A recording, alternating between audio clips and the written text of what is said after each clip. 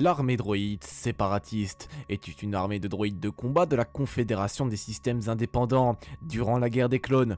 Très diversifiée dans sa constitution, l'armée n'arrêta pas de se diversifier à mesure de l'avance du conflit. Des immenses droïdes araignées trackers au G9 aux petits droïdes Buzz, l'alliance séparatiste avait de quoi faire trembler toutes les planètes de la République galactique. Cette armée fut activée lors de la première bataille de Geonosis, signant le début de la guerre jusqu'à la fin de la guerre lors du massacre de Mustafar. L'armée de la CIC avait un grand nombre divers de droïdes de combat.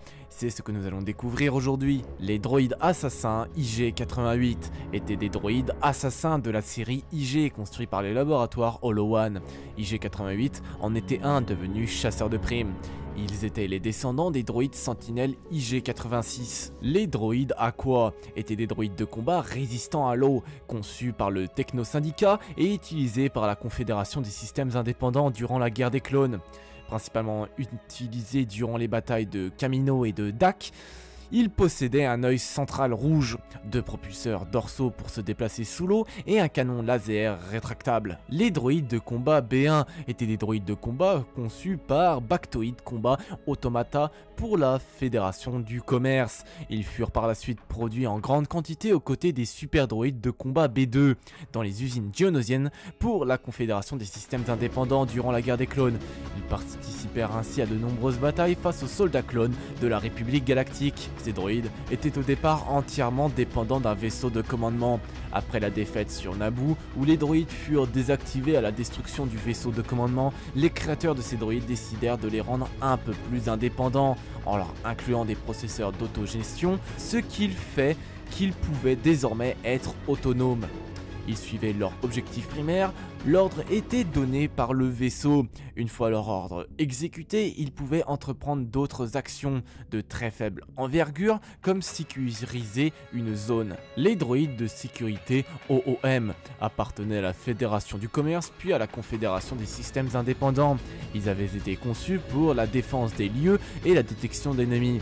Ils étaient caractérisés par leur marque rouge si particulière. Dans la même direction des droïdes B1, nous pouvons retrouver les droïdes B1 pilotes et les droïdes de combat de commandement. Les droïdes commando BX étaient des droïdes de combat construits par Bactoid Combat Automata. Ces droïdes étaient spécialisés dans l'infiltration et des combats en groupe réduit, au contraire des grandes armées de droïdes B1 et des super droïdes de combat B2. Certains de ces droïdes commando possédaient même des sabres pour pouvoir se battre au corps à corps.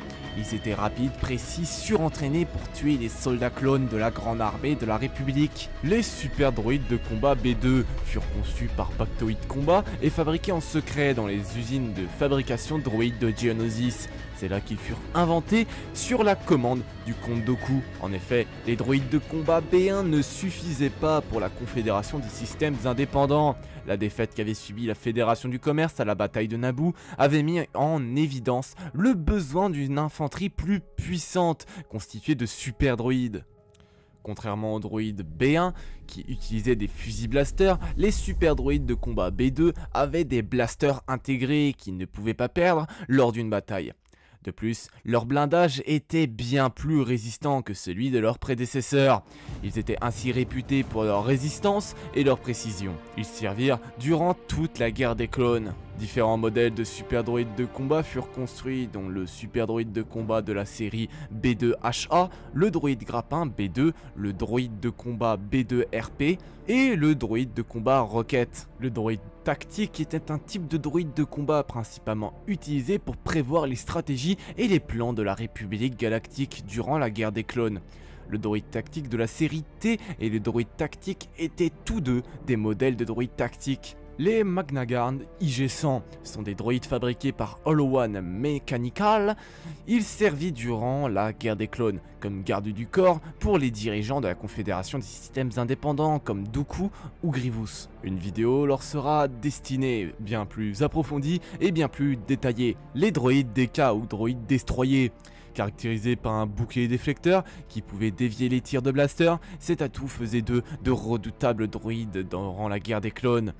Ils pouvaient tout de même être détruits grâce à des explosifs lourds, ou comme Ahsoka Tano le montra aux rebelles d'Onderon, en lançant des explosifs à faible vitesse pour qu'ils puissent pénétrer le bouclier déflecteur. Les droïdes saboteurs, ou droïdes buzz, sont lâchés en nombre sur les escadrilles de chasseurs. Grâce à leurs propulseurs, ils esquivent les défenses de la cible et se fixent sur sa coque, où leurs bras armés d'outils coupent et s'attaquent au système vulnérable jusqu'à l'élimination de l'adversaire.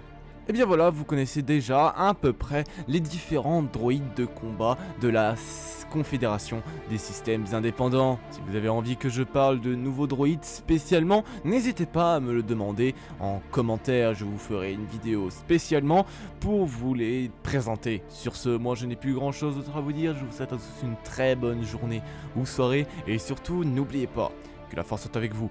Allez, la bise tout le monde.